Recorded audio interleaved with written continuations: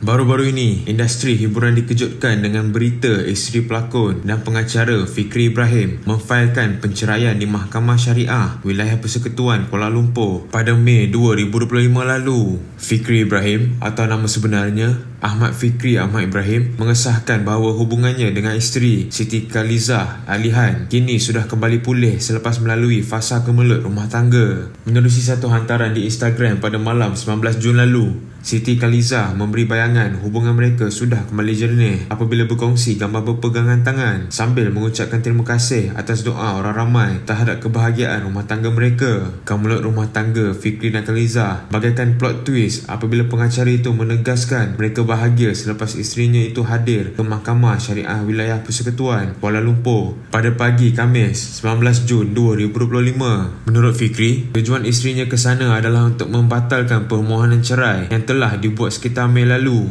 Terdahulu, tular jadual Mahkamah Syariah yang menunjukkan perbicaraan pertama pasangan ini patutnya berlangsung pada 19 Jun 2025. Namun begitu, ketika mengendalikan rancangan Melodi yang bersiaran secara langsung, Fikri menafikan dakwaan akan bercerai, sebaliknya akan terus mempertahankan rumah tangga yang dibina. Untuk rekod, Fikri dan Khalizah berkahwin pada 12 Februari 2025 dalam sebuah majlis tertutup yang hanya dihadiri ahli keluarga dan kenalan rapat. Jangan membuat sebarang spekulasi yang boleh mencetuskan kontroversi. Apapun, diharapkan rumah tangga Fikri Ibrahim dan isteri dapat dipulihkan dengan kekal.